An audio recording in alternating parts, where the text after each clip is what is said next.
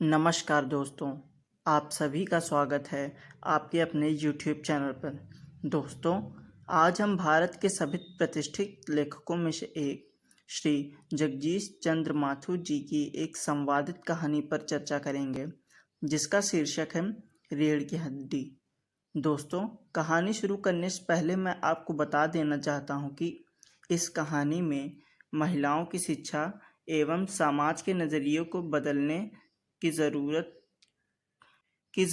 की आवश्यकता से जुड़ा हुआ है। तो चलिए शुरू करते हैं।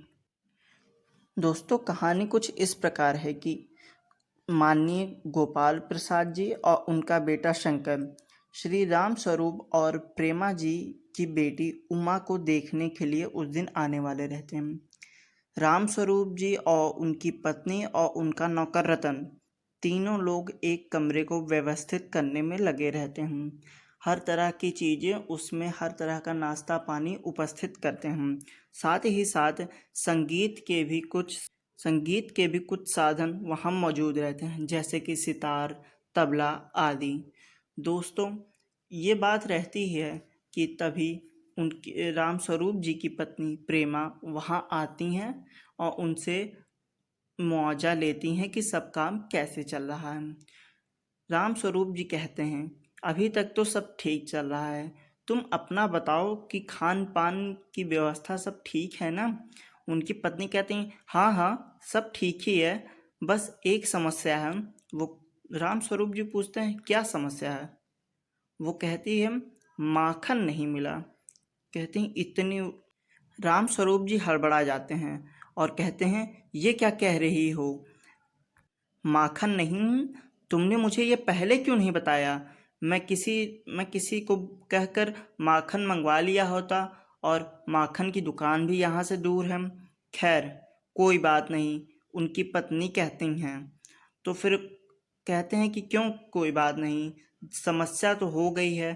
कहते हैं आप चिंता मत कीजिए, अभी श्री गोपाल प्रसाद जी और उनके बेटे शंकर को आने में काफ़ी वक्त है। तब तक मैं अपने नौकर रतन को माखन की दुकान पर भेज के माखन मंगवा लेती हूँ। राम स्वरूप जी अपनी पत्नी की इस बात से सहमत थे। तभी उनकी पत्नी प्रेमा ने एक प्रश्न किया कि आप मुझे गोपाल प्रसाद जी और उनके बेटे शंकर के बारे में बताइए। राम स्वरूप जी कहते हैं, क्या बताऊं दोनों के बारे में।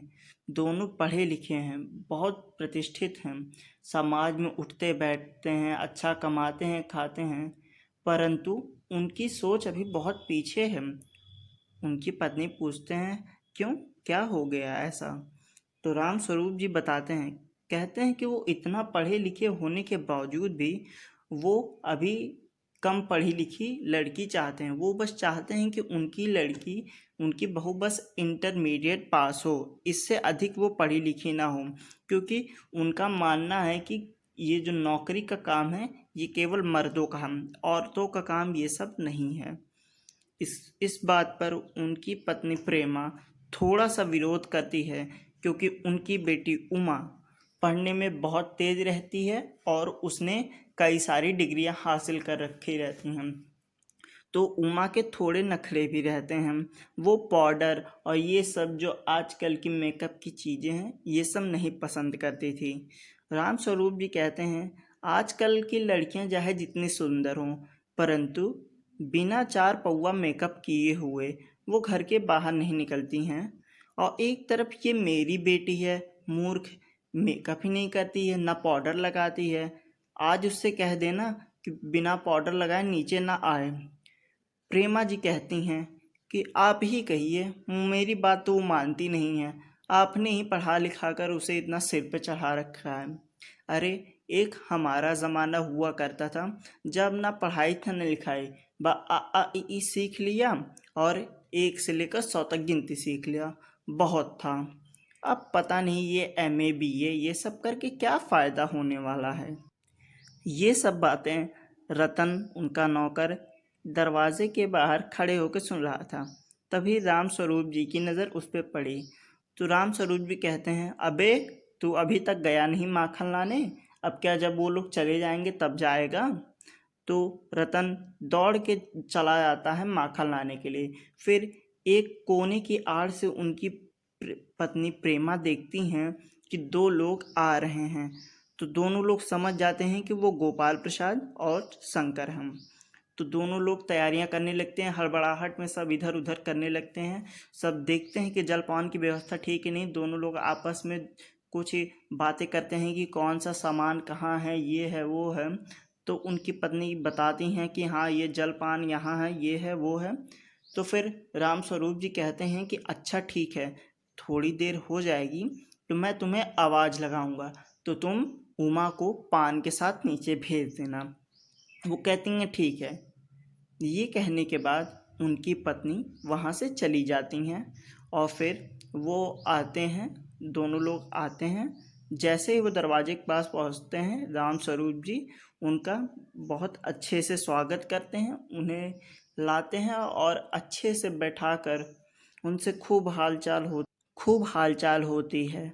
और बातों बातों में ही गोपाल प्रसाद जी ने यह बता डाला कि उन्हें पढ़ी लिखी लड़की क्यों नहीं चाहिए।